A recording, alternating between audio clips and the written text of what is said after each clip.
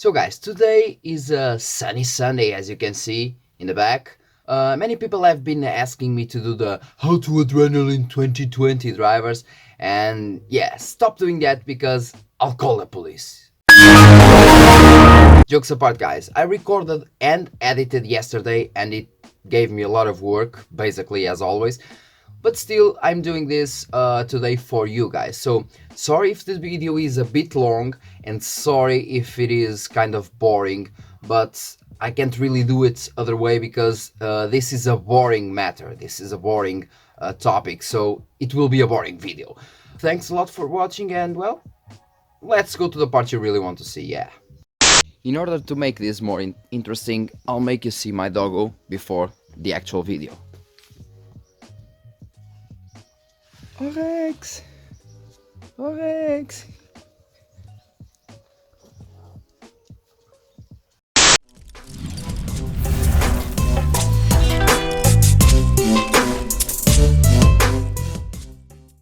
Well, the first thing you actually have to do, which is kind of obvious, is click on the right button of your mouse in the desktop and select AMD Radeon software. Okay? Then you will have this menu per se. Okay, this menu is completely redesigned if we compare it to, for example, the Adrenalin 2019. I think that's the point, obviously. So this is completely new. Now we have the last played game, and we can launch it from here. And we have the recent games we've played, and the average FPS, okay, average FPS, and the total of hours or the minutes you've played. This is pretty cool. I think this is pretty cool. This is not something you actually need, but it is something nice to have because reasons. I played 31 hours of Red Dead Redemption 2. Shit, that's a lot. See, I for example didn't know I've played so much. I know I've played I have like 50 hours of Assassin's Creed. I don't know why it says only 3 hours, but Red Dead Redemption 31 hours, that's a lot. That's a lot, at least for what I played. I'm like on chapter 3. So I'm using the 20.1.1 driver, and we have this completely redesigned menu which can take screenshots, instant replay, instant gift out of nothing. If you are recording, you also have the capture tools here. You have here the AMD link if you have if you want to control the FPS on your mobile. So it is pretty cool, okay? You have lots of new features. Now you have the gaming tab. You have several ones, the gaming, the streaming, and the performance. If you don't have the streaming one, it means like one of two things. Or you are using a desktop APU, for example, the Ryzen 5 2400, 3400G, the 32 or 2200G, or even the Athlon, or you are using a laptop Ryzen, okay? If you don't have this tab, it means that. But let's go step by step. Gaming. Okay, in gaming you have the global settings, the global graphics, and the global display. And you also have the games you have installed, or at least most of them. This serves for a purpose. So you have the global graphics, where you apply graphics to all games, or settings to all games, and you have the game by game settings. You can select, for example, a setting to one game. Imagine if I want to play Plague Tale Innocence, and I want to maximize the frame rate, okay, at a max of 66 FPS, for example. But on Apex Legends, I don't want that. So I can do a profile for each game, where on Plague Tale Innocence I have a max of 66 FPS, but on Apex Legends that max doesn't exist. Let's go to global settings first. Global graphics. On global graphics you have the Raiden anti-lag, which for me at least, on real world performance, I noticed zero difference. Actually, I'm not joking, zero difference. So for me it is kind of a gimmick, but for some people that are more into competitive gaming, really competitive gaming, for that people the difference may be noticed, a small difference, but maybe noticed, okay? Then you have the Radeon Chill, which is improved in this version. So on the previous Adrenalin 2019 version you have the chill and you have also the frame rate target control that now is incorporated in the chill, Radeon chill, and you actually don't need that because the Radeon chill has actually lower input lag than the frame rate target control. If you want to stay at a max of a certain FPS, just select the minimum FPS and the maximum FPS as the same. As you can see here, 66 FPS for me, because I play at 1440p ultra wide. Then you have the Radeon Boost, which, as it says, dynamically reduces resolution during motion to improve performance, with little perceptible impact on image quality, only works in supported games. Okay, explaining this on better terms, it will reduce the image while you're moving, reduce the image quality, and at least for me it makes me wanna puke, because when I'm moving the mouse I see the image quality getting reduced and then later getting improved again when I stop moving, and that kills the gaming experience, at least for me. But I'm me, you are you, so everyone uses the settings they want, okay? Whatever, moving on. Radeon Image Sharpening. This is one of the biggest features and one of the features I like the most. I really do. And is the image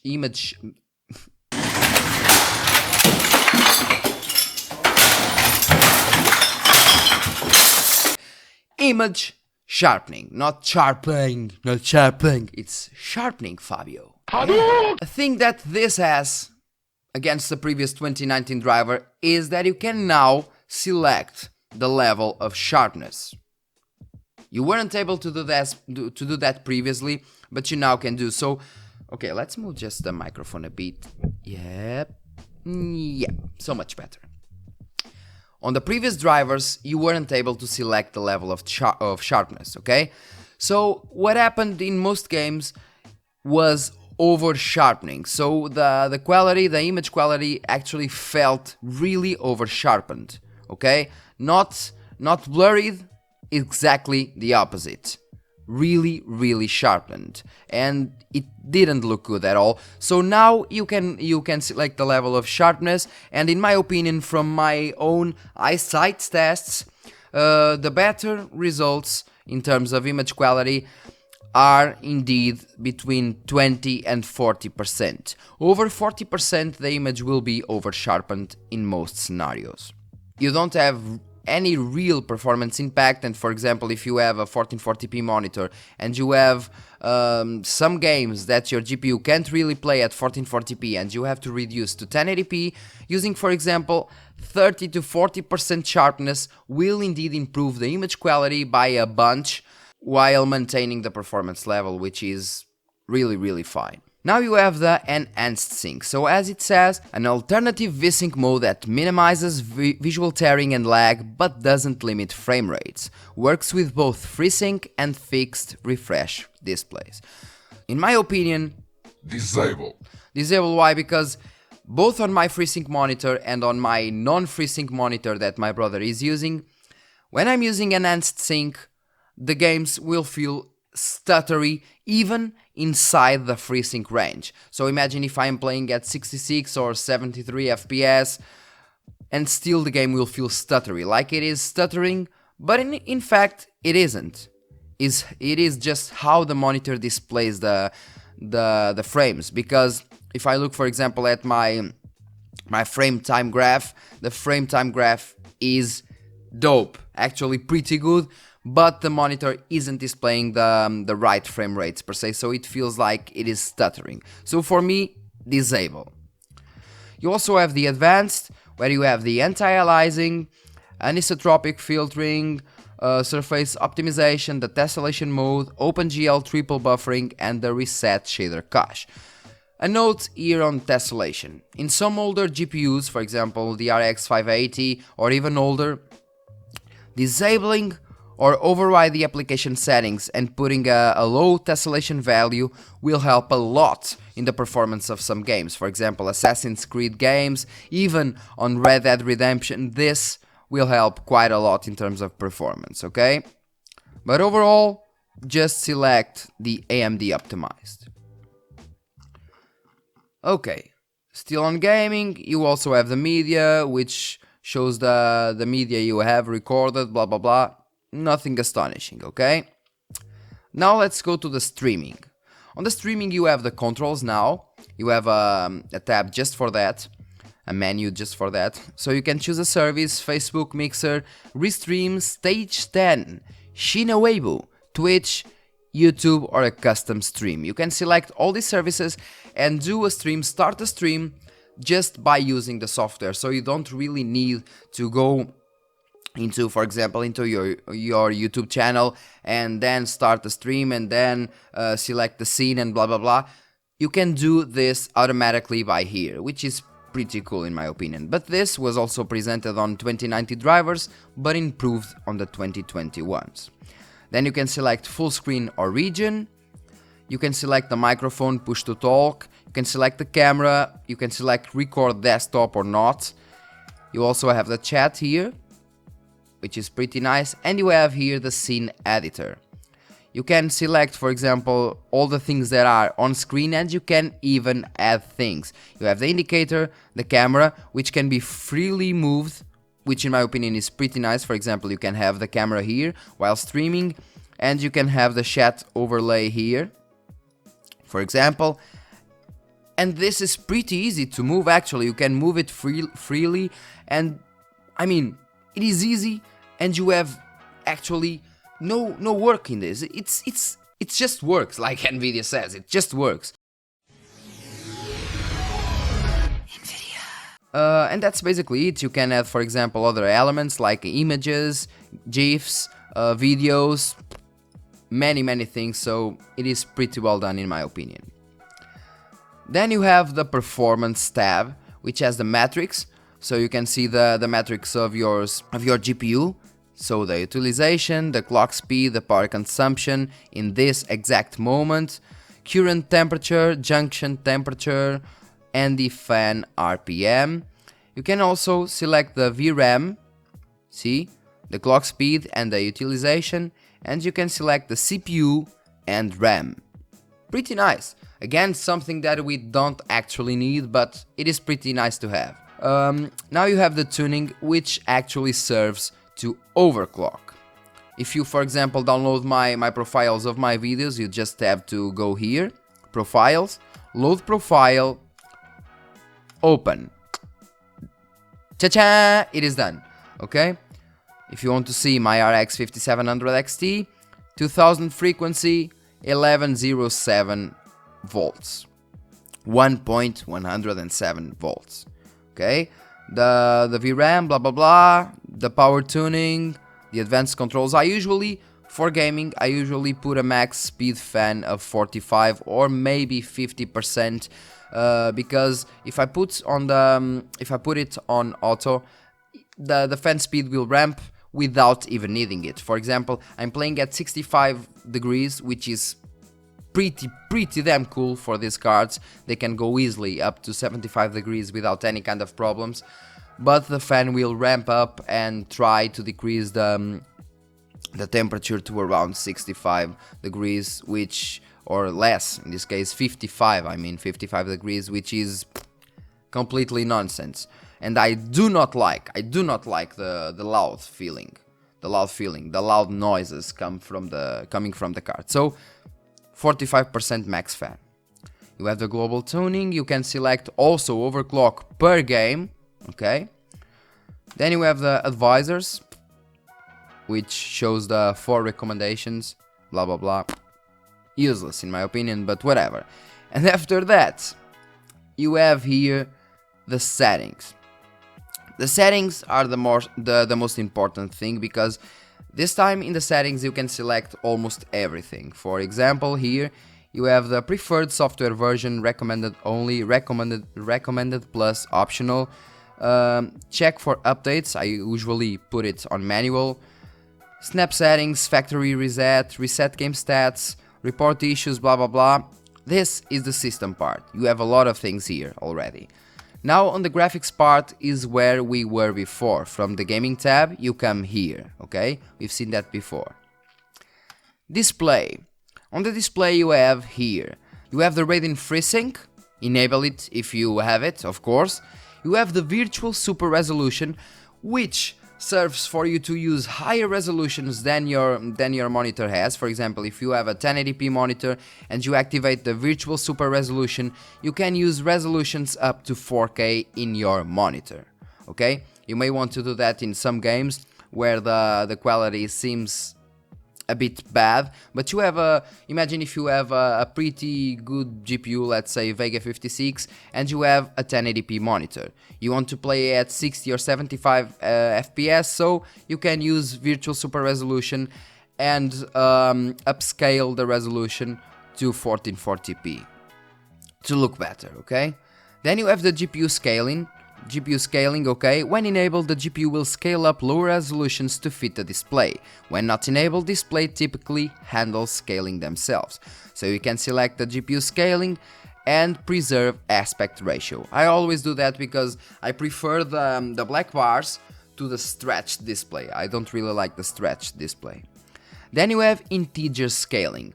This is another pretty damn good feature. So gives a crisp pixelated look to images scaled up to fit the display. Images that can't be scaled to match the display's exact size and shape will be centered on the screen. This is actually pretty damn good to older games. For example, imagine if you still play, for example, Warcraft 3 or some really older games, let's say Red Alert. Some older games, you can use integer scaling and the image will look way better. Then you have the color depth, which in my case is 10 bits, okay? It's kind of a HDR thing. Through HDR I think it's 12 bits, my monitor has 10. The usual will be 6 or 8, okay? Then you have the pixel format, nothing new. And you have the display specs, okay? You can see the timings of your display, interlaced or progressive, blah blah blah. You can see the specs here, okay?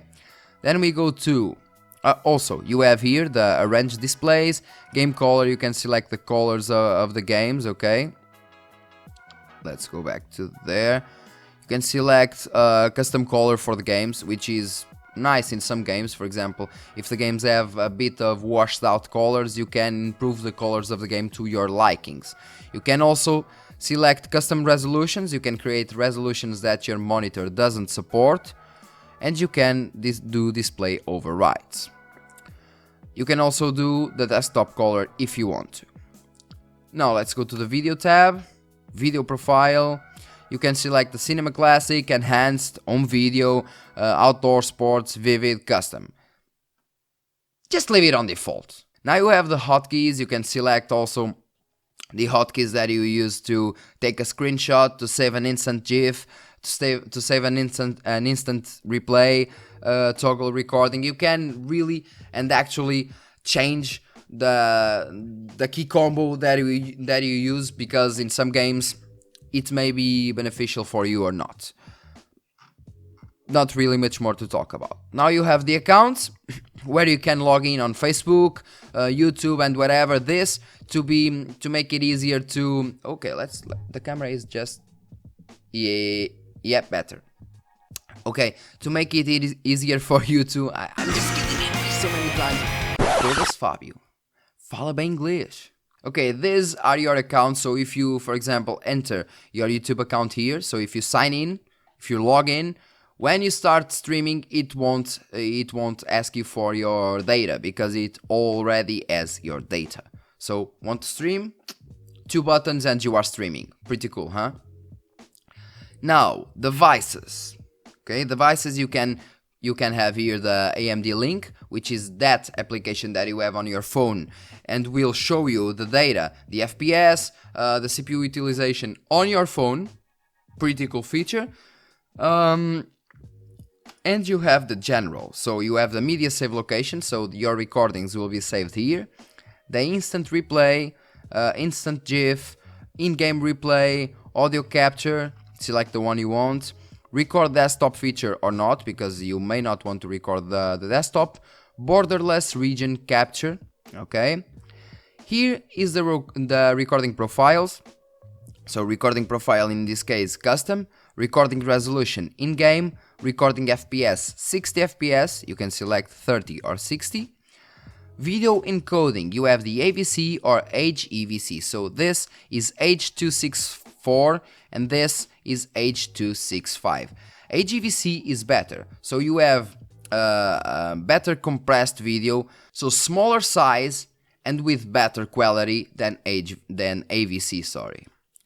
Then you have the video bitrate, which is actually pretty important also. Select the bitrate as you want. Higher bitrate will consume more GPU power, but I think in terms of video, 40 to 50 is pretty decent. You don't actually need more. Audio bitrate, I always select the max I can. In this case, 320 kbytes. In Portuguese we say kbytes, KBP, KBS. I don't know. In Portuguese we say kbytes, whatever. Audio channels you can select automatic or stereo, but stereo it is because you can select mono. Then you have a separate microphone track option if you want to separate the audio. You have the record microphone option, microphone level, push to talk. While streaming you can also select streaming profile. You can select the resolution up to 4K as you can see here. Video bitrate, audio bitrate, FPS and archive stream or not. So you can stream and record at the same time if you want to. Then you have here the Steam VR, so you can select it or not if you are using Steam VR. Sampling interval if you are using the AMD overlay, select 1 second if you want to.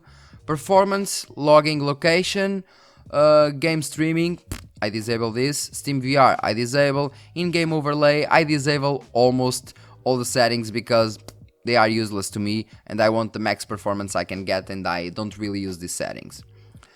And yeah, overall there's not much more to say actually. I think it is this, not much more to say. The video is already taking way longer than I was expecting.